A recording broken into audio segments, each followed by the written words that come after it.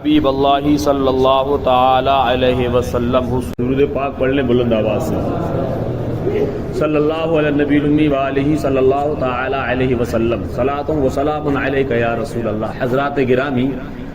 خطبہ مسنونہ کے بعد میں نے قرآن مجید کی بہت ہی مشہور و معروف آیت کریمہ کی تلاوت سے خود کو مشرف کیا ہے۔ پروردگار عالم اپنے مقدس کلام میں بڑے ہی فصیح و بلیغ انداز میں ارشاد فرماتا ہے، وَمَا أَرْسَلْنَاكَ إِلَّا رَحْمَةً لِّلْعَالَمِينَ۔ اے محبوب، ہم نے آپ کو سارے عالم کے لیے رحمت بنا کر کے بھیجا ہے۔ وہ ہر عالم کی رحمت ہے، کسی عالم میں رہ جاتے، یہ ان کی مہربانی ہے کہ یہ عالم پسند آیا۔ پروردگار عالم کا بہت بڑا احسان عظیم ہے کہ اس نے ہم گناہگاروں کو اپنے پیارے محبوب صلی اللہ علیہ وسلم کی امت میں پیدا فرمایا، یعنی اس نبی کی امت میں پیدا فرمایا جس نبی کی امت میں پیدا ہونے کے لیے حضرت موسیٰ علیہ السلام اپنی خواہش ظاہر فرماتے، مولا کاش تو مجھے اپنے حبیب کی امت میں پیدا فرماتا، کیونکہ سارے نبیوں کا مقام اپنی جگہ بلند و بالا ہے، سارے نبی اپنے آپ میں بڑی شان اور عظمت کے مالک ہیں۔ اللہ نے اپنے فضل و کرم سے بڑے بڑے مقامات اور بڑے بڑے القابات اور بڑا بڑا اونچا مقام اور منصب نبیوں کو عطا فرمایا ہے، لیکن جو مقام میرے مصطفیٰ کا نبیوں میں وہ مقام کسی کا نہیں ہے۔ اس لیے کہ معراج میں میرے آقا نے نماز فجر پڑھائی تھی، سارے نبیوں نے میرے نبی کے پیچھے نماز پڑھی تھی، تو موسیٰ علیہ السلام مقتدی ہیں، عیسیٰ علیہ السلام مقتدی ہیں۔ میرے آقا کی مبارک ذات کو چھوڑ کر کے دیگر جتنے 1,24,000 2,24,000 کم و بیش انبیاء و مرسلین کی جو جماعت ہے وہ میرے نبی کے پیچھے اقتدا کر رہی ہے، میرے نبی کے پیچھے نماز پڑھ رہی ہے، تو سارے نبی مقتدی ہیں، میرے مصطفیٰ سارے نبیوں کے امام ہیں۔ سارے نبی اپنے آپ میں بے مثال ہیں، ان کی کوئی مثال نہیں، لیکن سارے نبیوں کا مقام ایک طرف، مصطفیٰ کا مقام ایک طرف۔ ارے جیسے میرے نبی سارے نبیوں میں سب سے افضل اور اعلیٰ ہیں، ٹھیک ویسے ہی سارے نبیوں کی امتوں میں مصطفیٰ کے صدقے میں مصطفیٰ کی امت سب سے افضل اور اعلیٰ ہے۔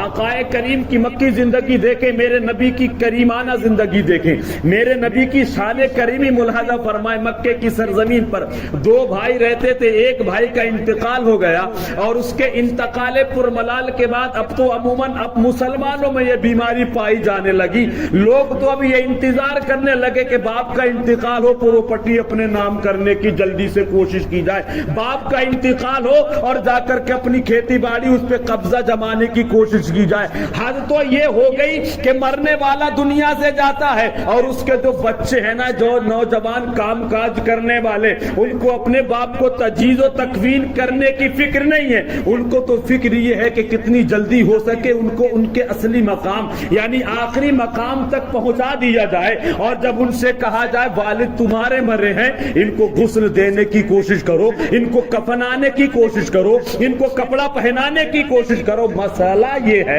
کہ جس کے والد کا انتقال ہو تو میت کے گھر والے ہی نہلائے تو زیادہ بہتر ہے، میت کے گھر والے ہی کفن کا کپڑا پہنائے تو زیادہ بہتر ہے، لیکن اس وقت لوگ چھونا پسند نہیں کرتے ہیں، جبکہ وہ وقت اتنا اچھا ہوا کرتا ہے۔ دوسرا جب ان کو نہلائے گا دھلائے گا تو دوسرے کے نہلانے دھلانے میں اور بات ہے، لیکن اولاد کے نہلانے دھلانے میں اور بات ہے۔ اس لیے نبی فرماتے ہیں میت کے جتنے بھی کام ہیں، میت کے جتنے معاملات ہیں، وہ سب صاحب خانہ یا میت ہی کے گھر والے کریں تو زیادہ بہتر ہے۔ آج دیکھو مسلم سماج سوسائٹی میں وہ کون سی خرابی ہے جو بڑی تیزی کے ساتھ پھیلتی نہ رہی ہو یا پائی نہ جاتی رہو، پائی نہ جاتی ہو۔ بے ایمانی دیکھو تو مسلمانوں کے اندر بڑی تیزی کے ساتھ پائی جاتی ہے۔ پہلے لوگ کہتے تھے، ہم پڑھتے تھے کہ جس کے اندر ایمان نہیں اس کو بے ایمان کہا جاتا تھا، لیکن اب یہ لگتا ہے کہ جن کے اندر ایمان ہے لیکن کہیں نہ کہیں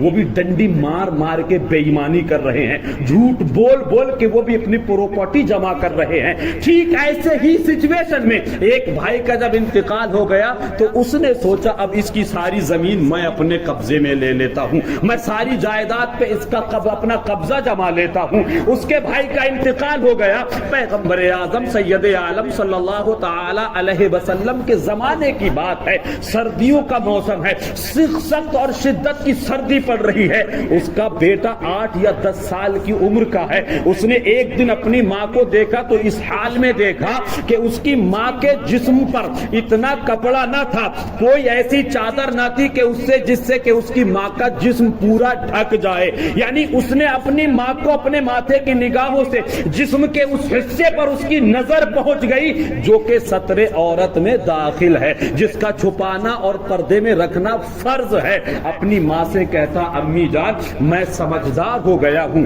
میں جانتا ہوں کیا چیز صحیح ہے اور کیا چیز غلط ہے، اگر آپ اجازت دیں میں نے آج آپ کے جسم کے حصے پر میری نظر پہنچی ہے جو ستر عورت میں داخل ہے، جس کا چھپانا فرض ہے، لیکن ادھر میرے والد کا انتقال ہو گیا ہے، غربت و افلاس میں میں اور تم دونوں مل کی زندگی بسر کر رہے ہیں، اگر آپ اجازت دو تو میں چچا کے دروازے پہ چلا جاؤں، چچا کے پاس جا کر کے اپنی غربت اور افلاس کی داستان سناؤں، ہو سکتا ہے میرے چچا کے دل میں خیال آ جائے اور مجھ یتیم پر نظر کرم کرے، مجھ یتیم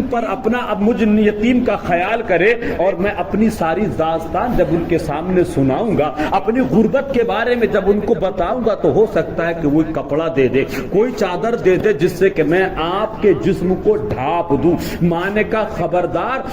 کس کے دروازے پہ جانے کی بات کرتا ہے، وہ تو ایک نمبر کا بے ایمان تھا، اس نے تو جیتے جی ہماری زندگی برباد کر دی، اب تو کس امید کے ساتھ جاتا ہے؟ وہ کہتا ماں خون کا رشتہ کہیں نہ کہیں تو کروٹ لے گا، کہیں نہ کہیں تو اپنا رنگ دکھائے گا، تو مجھے اجازت تو دے۔ ماں کہتی ہے زیادہ اصرار نہ کر، زیادہ ضد نہ کر، میں تیرے چچا کی رگوں سے واقف ہوں، میں نے اس کا شب و روز دیکھا ہے، جب تیرا والد زندہ تھا تو یہ اس کے پیچھے بھی ہاتھ دھو کر کے پڑ جاتا تھا، بدتمیز قسم کا آدمی ہے، نالائق قسم کا آدمی ہے، مت جا۔ وہ کہتا نہیں ماں مجھے اجازت دو، مجھ سے تمہاری غربت میں اور اس سخت سردی کے عالم میں یہ تمام چیزیں مجھ سے دیکھی نہیں جاتی ہیں۔ جب زیادہ اصرار پہ اصرار کرنے لگا، جب زیادہ ضد کرنے لگا، تو ماں نے کہا ٹھیک ہے نہیں مانتا ہے تو جا، چلا جا، لیکن میں پھر بھی کہوں گی کہ تجھے اس کے گھر سے کچھ ملنے والا نہیں،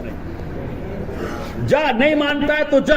اب وہ گیا اپنے چچا کے دروازے پر، تو چچا اپنے چند دوست اور احباب کے بیچ میں بیٹھ کر کے گپ شپ لڑا رہا تھا، کہے بازی میں مشغول تھا، فوراً آواز دیتا چچا جان اندر آنے کی اجازت ہو تو اندر آ جاؤں؟ وہ اس نے کہا ٹھیک ہے آتے کیوں نہیں، بتاؤ کیا بات ہے۔ اس نے ساری داستان سنا دی، اپنی غربت کے بارے میں بتایا، اور یہ سب کچھ بتا دیا کہ میری ماں کے پاس کوئی ایسی چادر نہیں ہے، کوئی ایسا اتنا کپڑا نہیں ہے جس کو میں اپنی ماں کو دے دوں اور میری ماں اپنے جسم کے تمام اعضاء کو صحیح طریقے سے ڈھانپ لے جیسا کہ ڈھانپنا چاہیے۔ یعنی یہ ابھی سوال جواب کر رہا تھا، بڑی امید کے ساتھ اپنے چچا کے دروازے پر گیا، فوراً وہ اپنے تخت یا کرسی پر سے اٹھا جس پر وہ بیٹھا تھا، اور جلال میں کہتا ہے، غصے کے عالم میں کہتا اچھا اب تو یہاں آ میرے پاس، جب تیری ماں مر جائے تو کفن کا کپڑا بھی میرے پاس مانگنے کے لیے چلا نا، ادھر آ تجھے بتاتا ہوں تو آیا کیوں ہے، تجھے کچھ ملنے والا نہیں ہے۔ اس نے دنیا بھر کا گالی گلوچ کیا، اس کو مارا پیٹا، دھکے دیے، لاتوں گھوسوں سے مارا،